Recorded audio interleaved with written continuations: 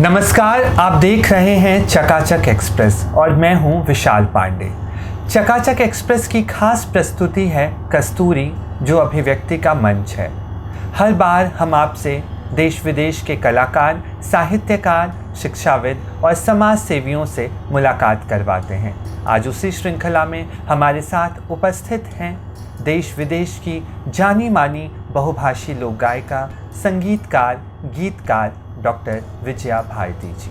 विजया जी, बहुत बहुत स्वागत है आपका चकाचक एक्सप्रेस पर। धन्यवाद विशाल।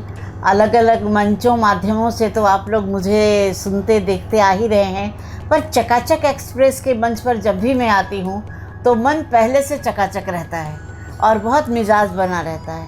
तो आज आइए हम लोग कुछ क्या बातचीत करेंगे। बहुत सारी बातचीत करेंगे, चूँकि नवरात्र में आपसे बातचीत हो रही है। बहुत खूबसूरत महीना होता है ये हम सब के लिए। मैं चाहूँगा कि देवी गीत से ही क्यों ना शुरुआत हो जाए विजया जी। हो जाए।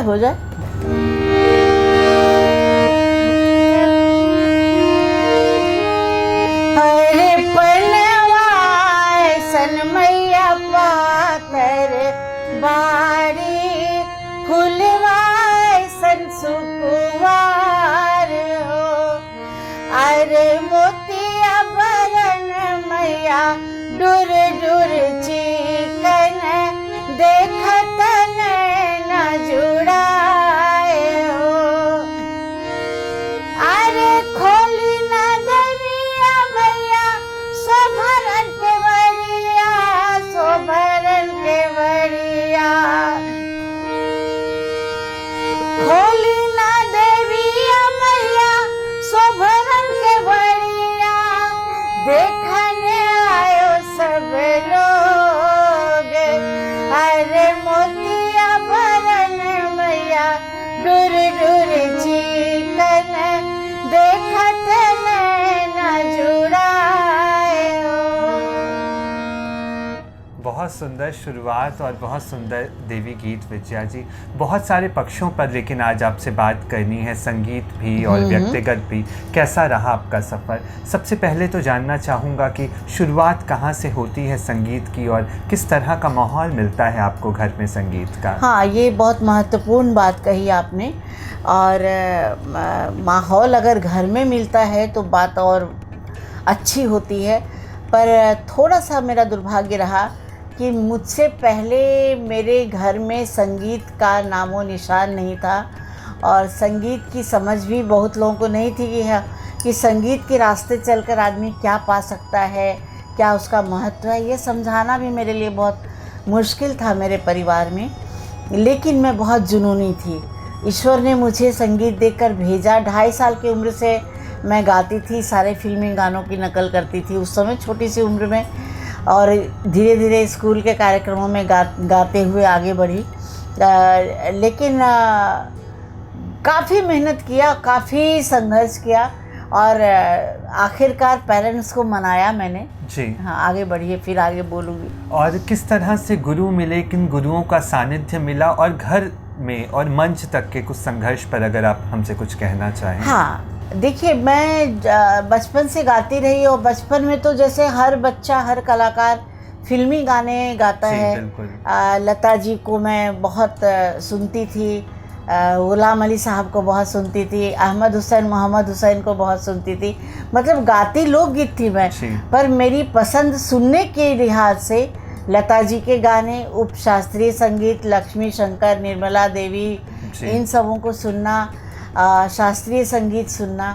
और सुन कर बिना सीखे पता नहीं कैसे मैं हारमोनियम बजा के गाती थी। हारमोनियम मेरे पास नहीं था। हम लोग बहुत बहुत बहुत गरीब थे और बहुत गरीबी में हम पल रहे थे। मेरे पिताजी एक साधारण टीचर थे और उसमें हम 4 भाई बहनों का खर्च, पढ़ना लिखना बहुत मुश्किल था। तो मैंने जब स्कूल में 8वीं तक 2 क्लास मेरी पढ़ाई नहीं हुई विशाल। क्लास 2 से मैं सीधा क्लास 5 में आ गई। टीचर्स ने कहा बहुत तेज़ है पढ़ने में, तो स्कूल बदला तो सीधा दूसरी के बाद 5वीं में।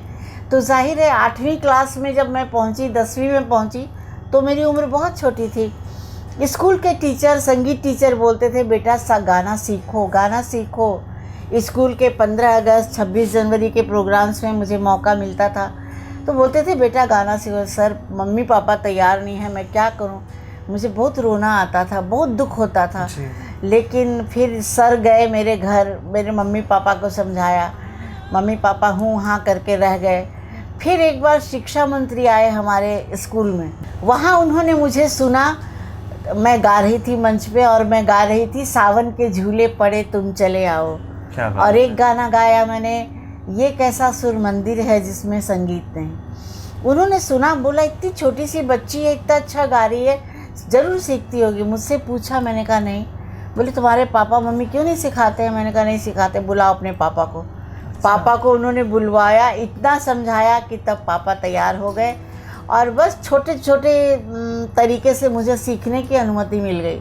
फिर मैंने आकाशवाणी भागलपुर में रेडियो का फॉर्म भरा जी। और वहाँ 283 कैंडिडेट में मेरा 1 नंबर पे सिलेक्शन हुआ। क्या बात है। तो इस तरह से फिर सफ़र चला, लेकिन सफ़र इतना आसान नहीं था। बात संघर्ष की कर रहे विशाल, तो गैर तो नहीं बोलते थे, लेकिन जो अपने हैं, रिश्तेदार हैं, वही लोग ज़्यादा बोलते थे, ज़्यादा मम्मी पापा को बोलते थे। क्योंकि विजया जी उस समय मंच पर आना वो एक बड़ी क्रांति मुझे लगता है, बहुत बड़ी क्रांति थी, बहुत बड़ी क्रांति थी विशाल।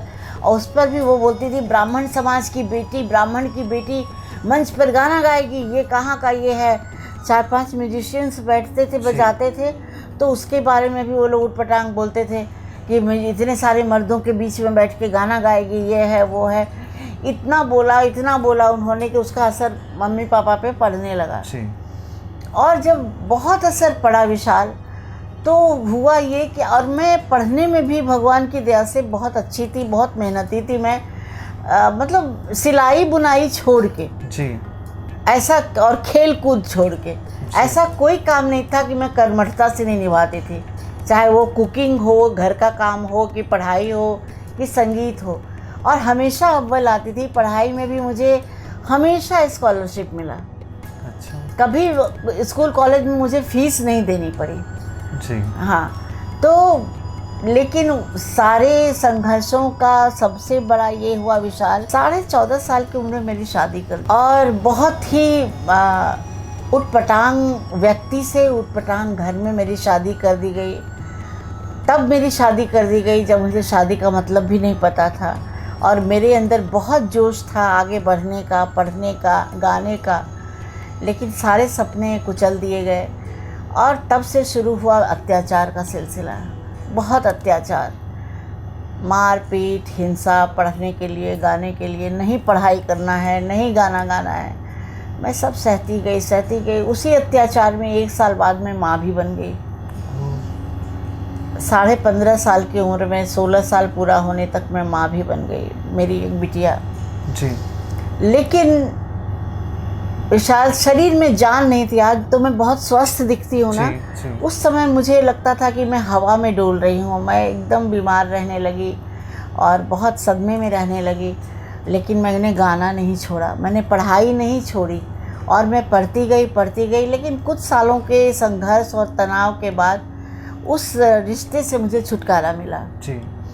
बहुत ज़रूरी था, नहीं तो आज विजया भारती नहीं होती। तो ये जिजीविषा जो है वो संगीत से मिली है विजया जी को? हाँ, संगीत से, और फिर अपने हाथ उंगली थामे एक छोटी सी मासूम बच्ची जी। मेरा भी जीवन था, और जब तक मैं जीवन जीने लायक होती तब तक एक बच्ची का भी जीवन था।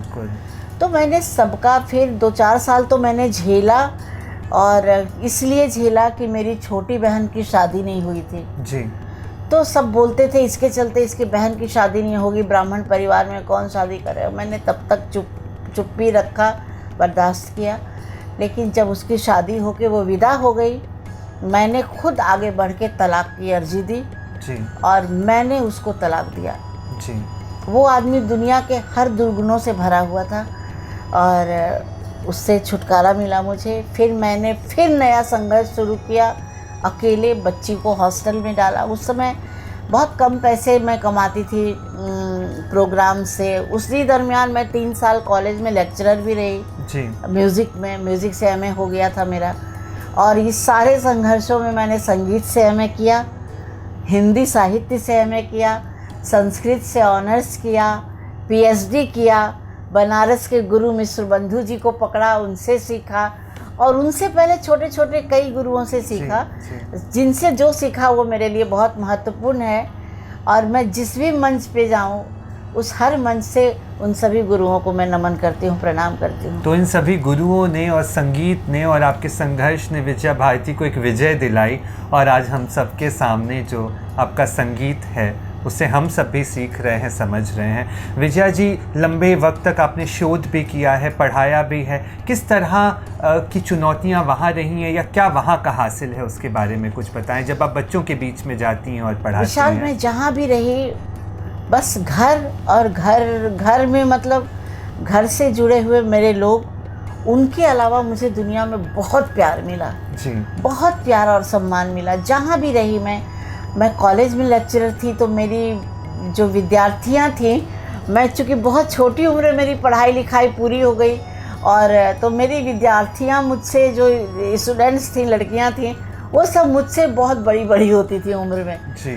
तो मैं बड़ी दिखने के लिए खूब हैवी कॉटन की फैली साड़ियाँ पहनती थी कि मैं थोड़ी बड़ी दिखूं, थोड़ी मोटी दिखूं। लेकिन मुझे बहुत प्यार मिलता था और सब लोग मेरी बहुत ज़बरदस्त फ़ैन थी। और जब मैं कॉलेज में, एक बहुत इम्पॉर्टेंट बात बता रही हूँ, भूल जाऊँगी, जब मैं कॉलेज में इंटरव्यू देने गई, 84 की बात है जी, तो वहाँ जब मैं पहुँची तो देखते मेरा इंटरव्यू लेने शारदा सिन्हा जी आई हैं। शारदा सिन्हा जी उस समय हिट थी जी। उनका जो एल्बम था केकरा से कहा मिले जाला, पनिया के जहाज पर वाला गाना, बिल्कुल। वो उसी साल उसी समय हिट हुआ था। बहुत उपलब्धि पाई उस गाने ने। हाँ, ये 84 में उनका एल्बम आया था और मेरा इंटरव्यू 87 में था। अच्छा। तो 87 में, और मेरी उम्र मात्र 17 साल, 17 या 18 साल। जी। मैं पतली दुबली साड़ी पहन के अपना एक तबला वाले दामू भैया को लेकर गई थी। सब लोग सोफे पर बैठे थे, मैं नीचे दरी पर बैठी हारमोनियम लेके, डरी सहमी लेकिन कॉन्फिडेंट।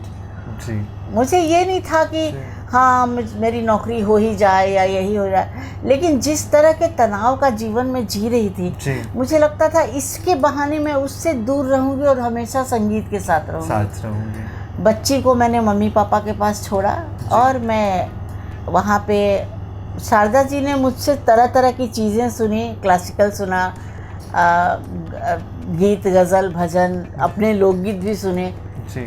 उन्होंने हमारे कॉलेज के जो थे डायरेक्टर थे और जो सेक्रेटरी थे उनसे कह दिया कि ये यहाँ नहीं रहेगी। जी। आप इसको आज भले नौकरी ज्वाइन करा लो, इसकी जगह यहाँ नहीं है, उन्होंने बोल दिया था। खैर मैंने ज्वाइन कर लिया, मेरा हो गया वहाँ पे, मैं फर्स्ट पोस्ट पे रही। उसके 3 महीने बाद मुंगेर में शारदा सिन्हा विजया भारती नाइट हुआ। क्या बात है। ये भी मेरे लिए बहुत बड़ा मौका था, पहली बार। मतलब मैं उनकी फ़ैन थी, उनके साथ मंच पे एकदम बड़ा बड़ा होर्डिंग वगैरह लगा हुआ, दोनों का फ़ोटो, तो वो भी बहुत यादगार था। तो इस तरह से जहाँ भी रही मैं बहुत अच्छा रहा। और आज भी जितने लोग मुझे जानते हैं, जितने लोगों के बीच में काम करती हूँ, गाती हूँ, जाती हूँ, या कोई टीवी चैनल हो या आप जैसे लोग हों, सब लोग मुझे बहुत प्यार देते हैं। ये मेरी पूंजी है।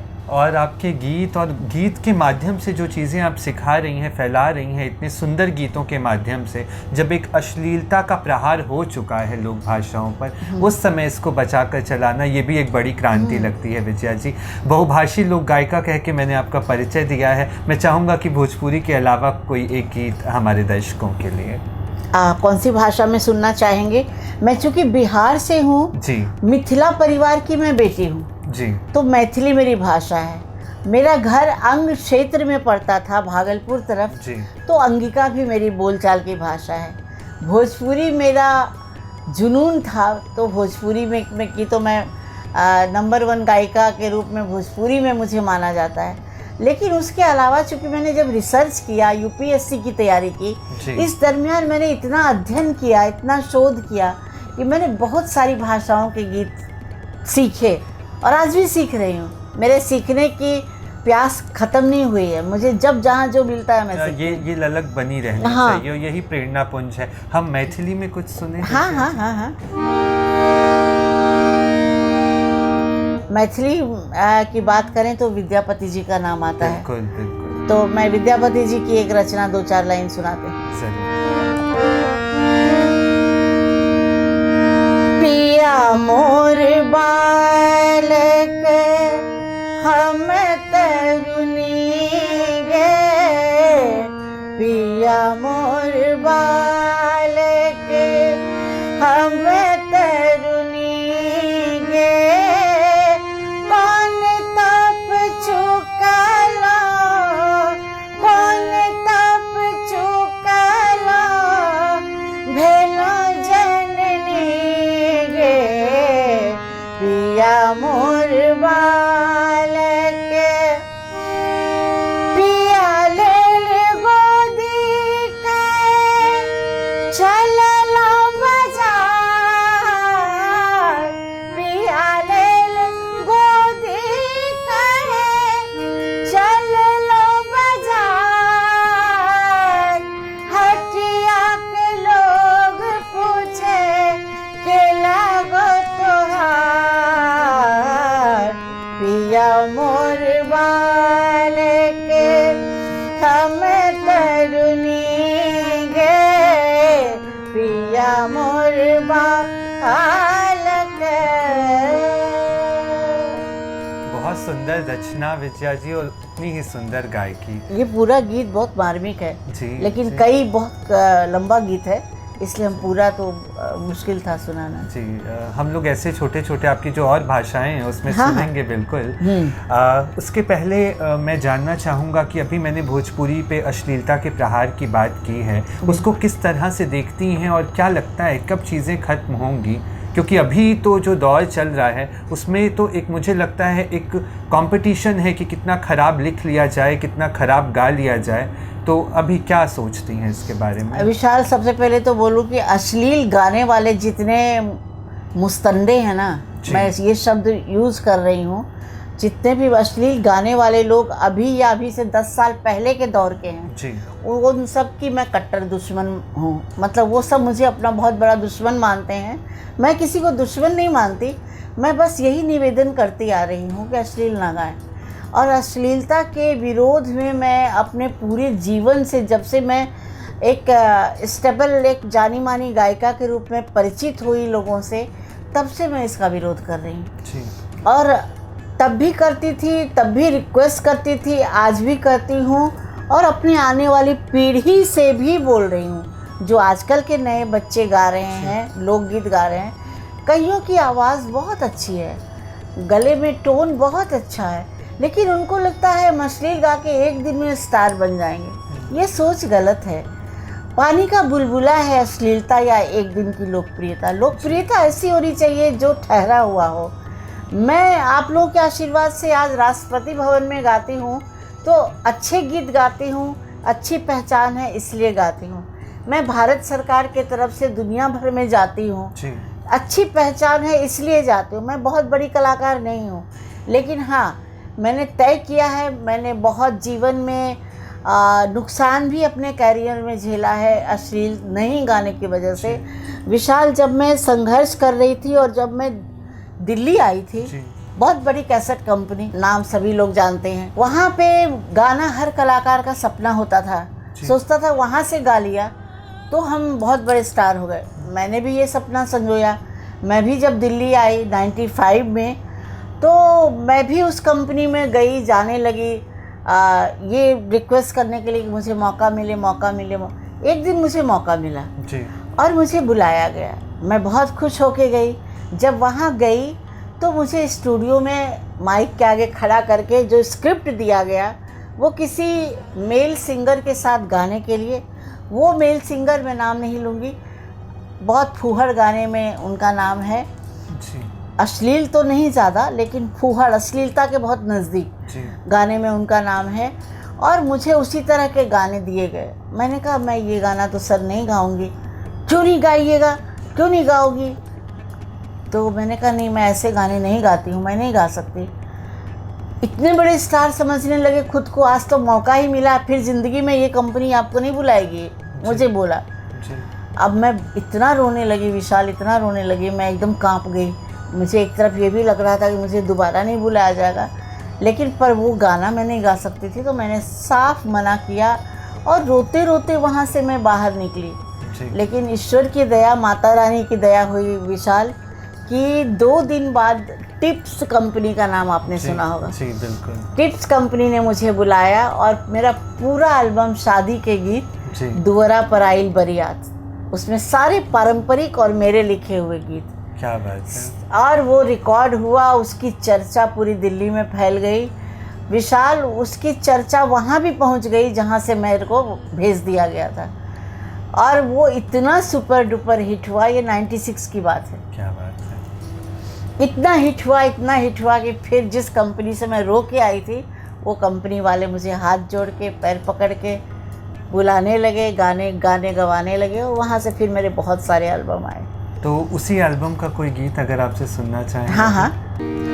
हरे कहवा गईली सातो सुहागिन, ए सखिया सबके बोलावा, ए सखिया सबके बोलावा, अइले सुदिन दिन लाड़ो के सुनर, तनवा में हरदी लगावा, कहवा के हरदी, कहवा के मेथी, कहवा के तेल बतावा, कहवा के आपन लाड़ो दुलरिया, तनवा में हरदी लगावा हो, तनवा में हरदी लगावा हो। बाबा बगैचा में उपजल हरदी,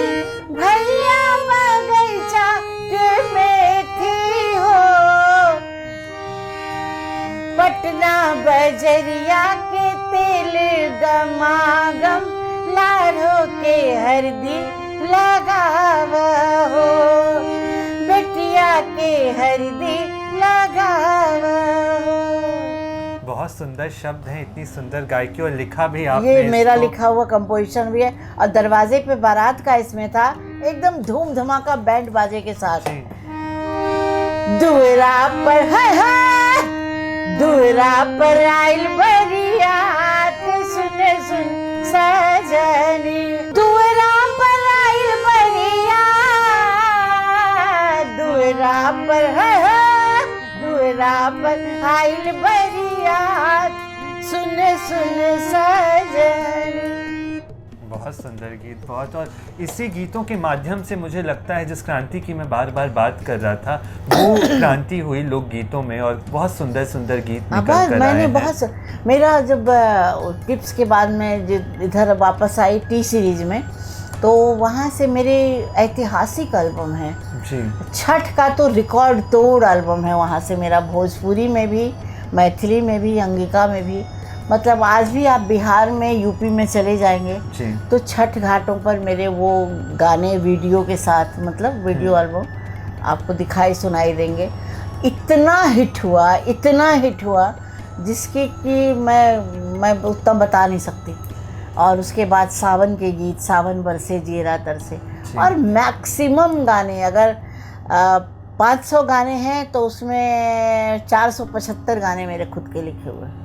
और आपने तो बड़ा शोध किया है, ये सिर्फ गीत नहीं थे, ये लोगों की व्यथा और लोगों की अभिव्यक्ति जो है ना, वो लोक में बसी हुई थी। सही बात। तभी मुझे लगता है कि लोग बड़ी सहजता से जुड़े भी है ना। कोई भी पर्व हो, कोई भी त्योहार हो, जब आप बात करती हैं लोक गीतों की, तो भावना कहीं ना कहीं जुड़ी होती है। अभी दशहरा है, फिर दिवाली, तुरंत बाद छठ आती है। छठ की 2 पंक्तियां मैं सुनना चाहूँगा आपसे। अच्छा, जरूर।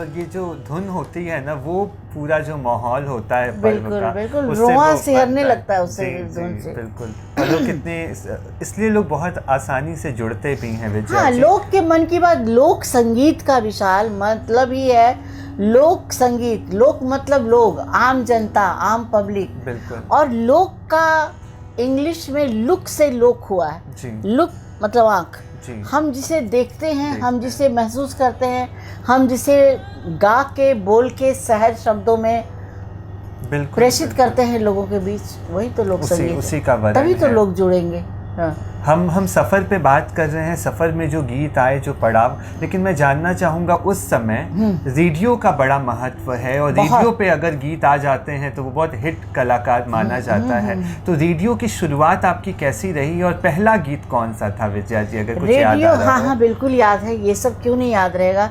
रेडियो का मेरे जीवन में बहुत महत्व रहा है, और आज भी मैं महत्व देती हूँ। और आज मैं आकाशवाणी की, ऑल इंडिया रेडियो की ए ग्रेड कलाकार हूँ, जो कि बहुत बड़ी बात है ईश्वर की दया से। जब रेडियो में 83 में मैंने ऑडिशन दिया था, बहुत छोटी थी, तो उसमें मेरा सिलेक्शन हुआ था, और बहुत सारे लोगों में 287-83 लोगों में मेरा पहले नंबर पे सिलेक्शन हुआ था।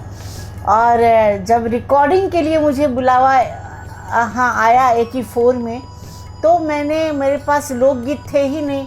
मैंने तो फॉर्म भर दिया था, और बहुत ज़्यादा उस समय कलेक्शन नहीं था, उम्र भी कम थी, किससे सीखूं पता नहीं। जो चाची उची से लोकगीत सुनती थी वो तो जानती थी, लेकिन मन को तसल्ली देने के लिए मैं पहली बार मेरी कलम चली, बहुत छोटी उम्र में। ज़रूरत ने, कहते हैं ना, आवश्यकता आविष्कार की जननी है। तो मैंने पहला गीत लिखा, धुन बनाई, और वो गाना रेडियो में गाया, जो कि इतिहास बना दिया। बताते हैं वो वही गीत हम आपसे सुनते हैं।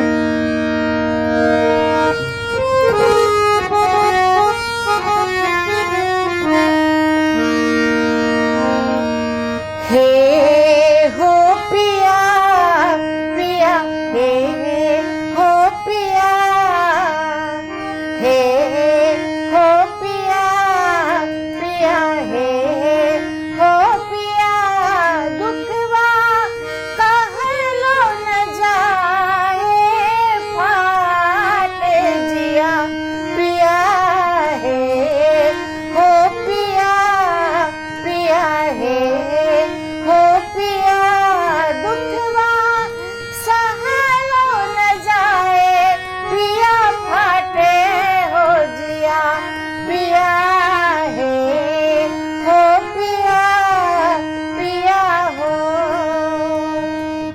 विजया जी, एक गीत में इतना ज़्यादा मार्मिक वर्णन है, और मुझे लगता है एक गीत पे एक बड़ा शोध हो सकता है लोक में। हाँ, मेरे गीत हैं, बहुत मार्मिक गीत हैं, लोकगीत भी बहुत मार्मिक हैं, और हिंदी साहित्य की जो मेरी रचनाएं हैं जी, वो भी बहुत मार्मिक। विजया जी, आपके संगीत के सफ़र की मैं बात कर रहा था, लेकिन आप कविताएं भी लिखती हैं, और आपका एक काव्य संग्रह भी प्रकाशित हो चुका है, मेरे हाथ में अभी है, रंग पिया का सोहना। मैं अपने दर्शकों को भी ये पुस्तक दिखाना चाह रहा हूँ। रंग पिया का सोहना, ये आलोक पर्व प्रकाशन से प्रकाशित पुस्तक है।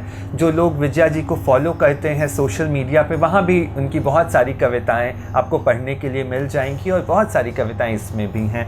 आपने इन कविताओं को भी संगीतबद्ध किया है विजया जी? हाँ, बहुतों को किया है। मतलब देखिए, कोई खास करके कोई गाने वाला कलाकार होगा और वो कवि होगा, तो वो ज़्यादातर अपनी रचनाओं को तरन्नुम में ही पढ़ता है। हाँ, है ना? बिल्कुल, हाँ, बिल्कुल। तो बहुत सारी रचनाएं ऐसी भी होती हैं जिनकी कोई धुन नहीं बनती है, मैं लिख जाती हूँ। कोई रचना ऐसी बनती है जो कि लिखने के साथ साथ धुन बनती ही जाती है, साथ के साथ। जी जी। हाँ, तो जैसे मैं इसमें से कोई एक रचना आपको तरन्नुम में पढ़ के सुनाती हूँ। रचनाएं तो बहुत कम हैं जो इस किताब में आज आई हैं। जैसे मैं एक रचना आपको सुनाती हूँ, ये तरन्नुम में नहीं पढ़ने वाली रचना है, मतलब लेकिन ये बहुत थॉट है, दिल का दर्द है इसमें।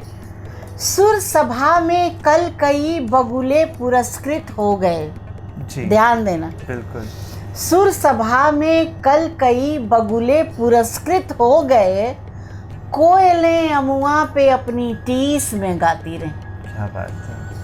नाम जिनके दर्ज थे, गौर करिएगा, अब जिनके नाम दर्ज होते हैं जोड़ तोड़ पैरवी से उनको ही कामयाबी मिलती है।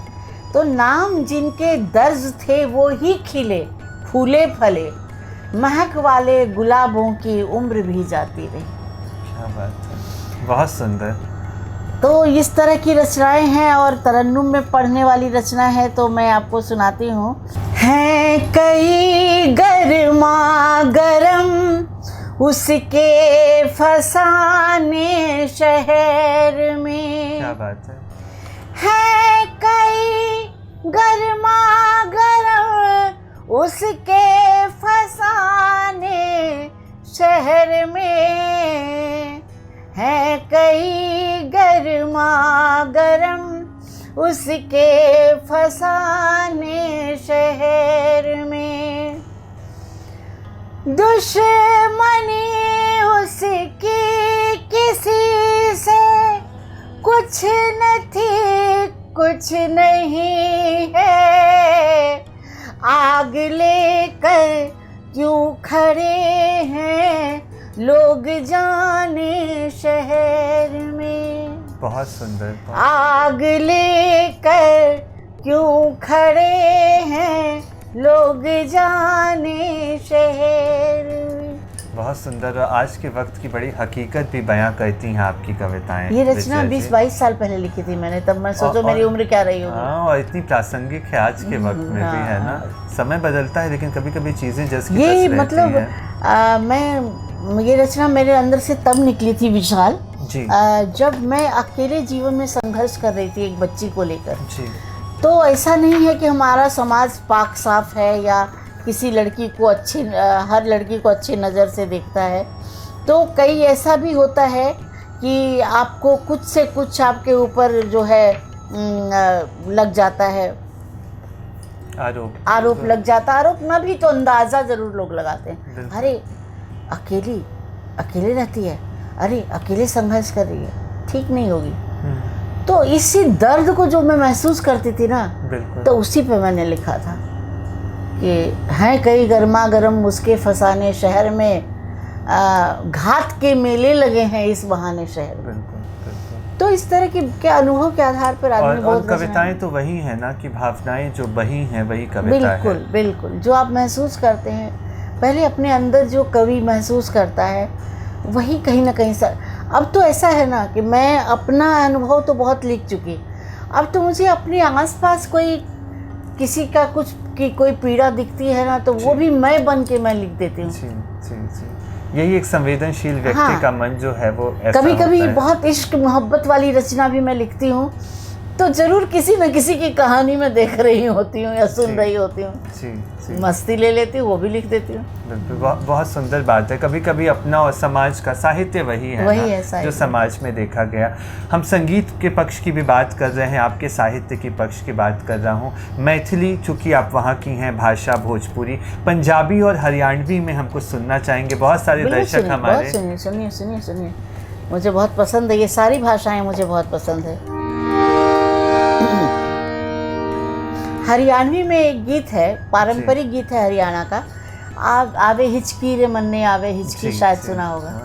परदेश गए बालम की याद सुना है मैंने, लाइव लाइव में आपसे। तो वहाँ का पारंपरिक ऐसे है, आवे हिचकी रे मन्ने आवे हिचकी, परदेश गए बालम की याद सतावे हिचकी रे मन्ने आवे हिचकी। मैं जब बहुत छोटी थी, अपनी गलती भी मैं मानती हूँ, मैं आप लोगों के सामने कबूल करती हूँ कि जब मैं बहुत छोटी थी और जब मैं यूपीएससी की तैयारी कर रही थी, तो मैं जगह जगह से लोक संगीत, लोक साहित्य की किताबें खरीदती थी, मंगवाती थी, पढ़ती थी।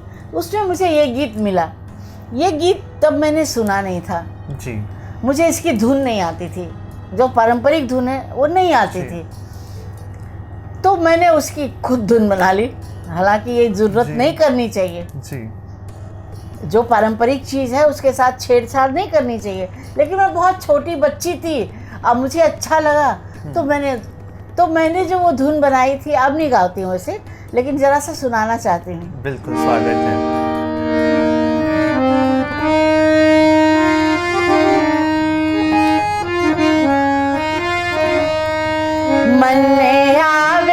हिचकी हिचकी मन में आवे हिचकी, परदेस गए बालम की याद सतावे आवे हिचकी, मन में आवे हिचकी हिचकी मन में आवे हिचकी, मन में आवे हिचकी हिचकी मन में आवे हिचकी, मारे आंगन में बेरी हो बेरी रो, जाके मीठे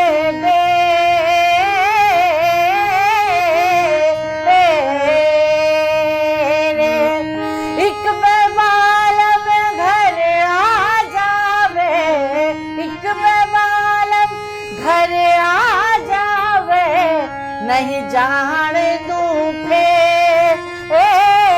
हिचकी ओ मन में आवे हिचकी हिचकी मन में आवे हिचकी।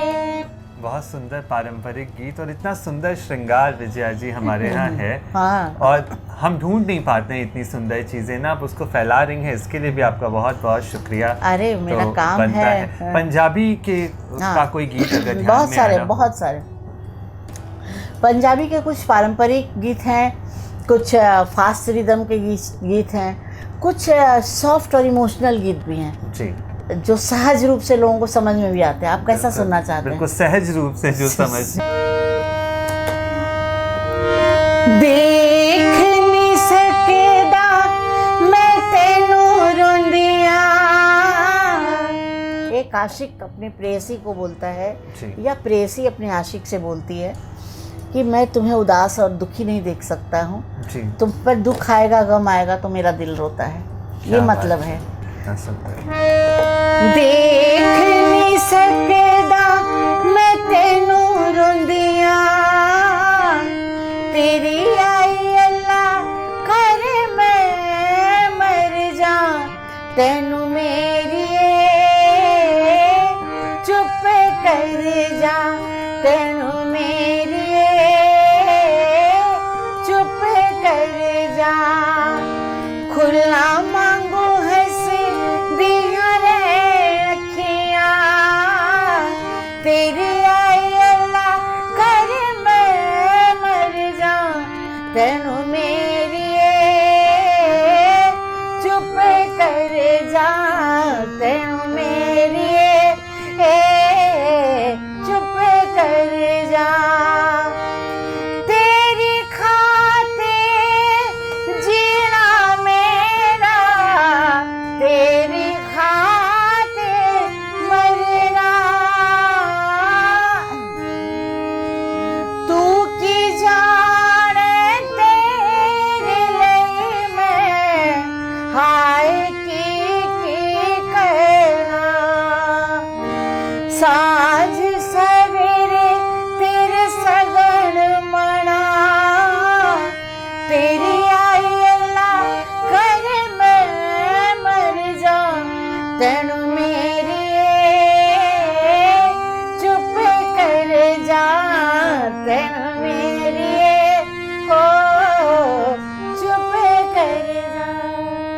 बहुत सुंदर गीत, बहुत सुंदर। और कितना अब पंजाबी का दूसरा एक रंग, दो लाइन सुनाती हूँ। जरूर। टुट पैनी जवानी आई ऐसी, टुट पैनी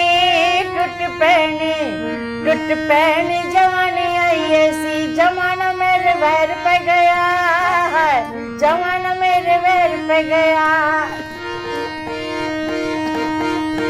उठ जानी दीवानी आई ऐसी, उठ जानी दीवानी आई ऐसी, जमाना मेरे वैर पे गया है, जमाना मेरे वैर पे गया। ये फास्ट धूम धड़ाका। बहुत सुंदर, इसके भी शब्द इतने सुंदर। हाँ, ये भी अच्छा है। विजया जी, रेडियो में तो आपने गाया, वहाँ से आपको बहुत प्रसिद्धि मिली है, लेकिन टेलीविज़न का भी एक लंबा सफ़र रहा है। बिहाने बिहाने, अगर मैं ठीक हूँ, वो बड़ा प्रसिद्ध कार्यक्रम रहा, महुआ में भी, दूरदर्शन में भी। तो टेलीविज़न का जो सफ़र है दूरदर्शन से लेकर और महुआ टीवी, और अभी आगे आने वाले भी समय में बहुत कुछ नया दर्शकों को देखने के लिए टीवी पर मिलने वाला है आपके साथ, उसके बारे में कुछ जिक्र करना चाहें? हाँ विशाल, टेलीविज़न से तो मैं, दूरदर्शन से कहा जाए तो मैं 88 से जुड़ गई हूँ जी, और बहुत साल हो गए। उधर समझ लीजिए 12 साल और इधर 21 साल, तो कितने साल हो गए। बिल्कुल। तो तब बहुत छोटी उम्र से, जब सिर्फ दूरदर्शन था तब मैं दूरदर्शन में गाती थी। धीरे धीरे दूरदर्शन के बाद और कई चैनल आए तो उनमें मुझे मौके मिलने लगे, बुलावे आने लगे, और एक समय ऐसा आ गया लगभग 20 साल 22 साल पहले से कि अलग अलग टीवी चैनल के संगीत के, लोक संगीत से जुड़े कार्यक्रम मुझे होस्ट करने के मौके मिलने लगे। जैसे ई टेलीविज़न पे आता था धुन, फोक जलवा, तेरे मेरे गीत, ये सारे प्रोग्राम्स मैंने एंकर भी किया गाते बजाते हुए, जो कि बहुत पॉपुलर हुआ। उसके बाद मैं महुआ टीवी से जुड़ गई और महुआ टीवी का बिहाने बिहाने इतना पॉपुलर शो था, सुबह का, रोज़ का 1 घंटे का, वो तो आप सभी जानते हैं। करीब 4 सालों तक मैंने वो कार्यक्रम किया और भी बहुत सारे कार्यक्रम किए।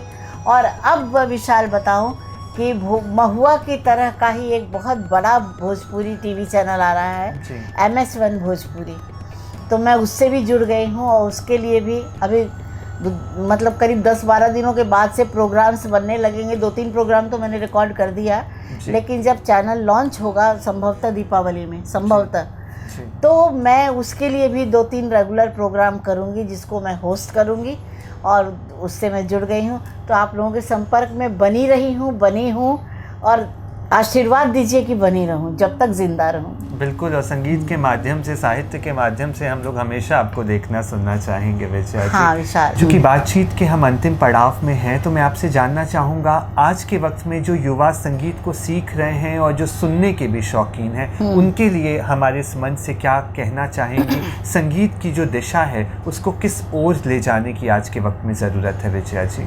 मैं गाने वालों से और सुनने वालों से, दोनों से कहूँगी कि संगीत सिर्फ मनोरंजन नहीं है, संगीत एक साधना है, संगीत एक अंदर की आवाज़ है, संगीत ऐसी चीज़ है, जीवन है जिसमें, और संगीत एक इतना पवित्र चीज़ है जो कि आपके हमारे संस्कारों को सुरक्षित संरक्षित रखता है। तो ना गाने वाले फूहड़ अश्लील गीत गाएं, ना सुनने वाले ऐसी उम्मीद रखें कलाकारों से।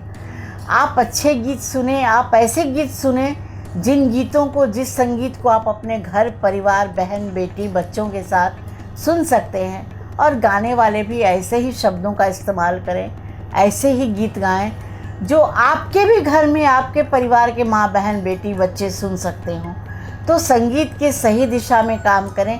सच्चा संगीत हमारे पारंपरिक लोकगीतों को ज़रूर ज़िंदा रखें, जहाँ से मिले, जो मिटती हुई पीढ़ियाँ हैं, दादी नानी काकी चाची बुआ, उनसे गीत लें और उन गीतों को संरक्षित रखें, आगे बढ़ाएं एक के बाद दूसरा।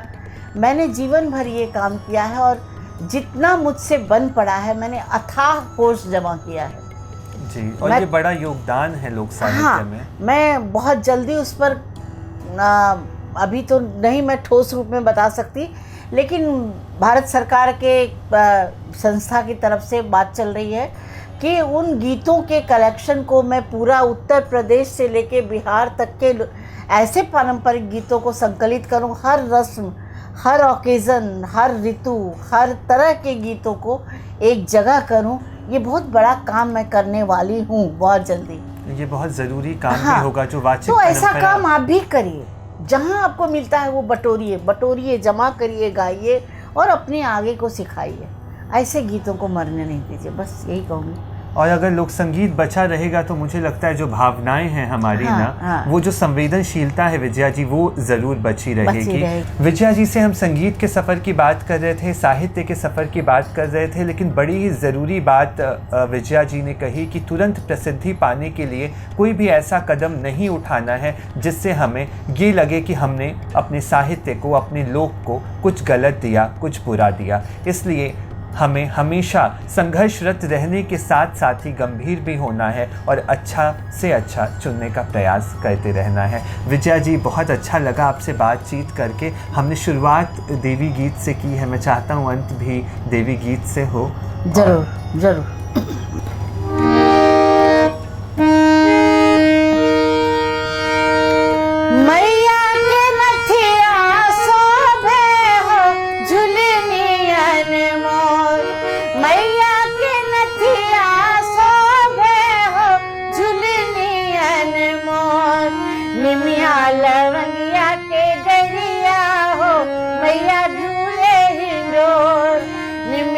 लवंगिया के डरिया हो मैया लागल हिंडोर, झूले ली सातो बहिनिया हो करे खूबे किलोर।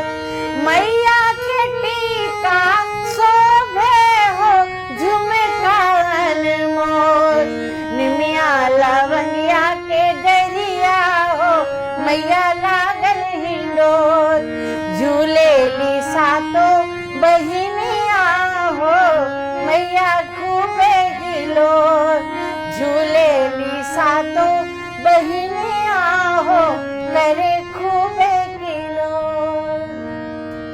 बहुत सुंदर गायकी। और विजया जी, नवरात्रि और विजयादशमी की बहुत सारी शुभकामनाओं के साथ मैं उम्मीद करता हूँ फिर ऐसी ही एक सुंदर से दिन के इंतज़ार तक हम लोग फिर मिलेंगे। और तब तक के लिए बहुत बहुत धन्यवाद। नमस्कार नमस्कार।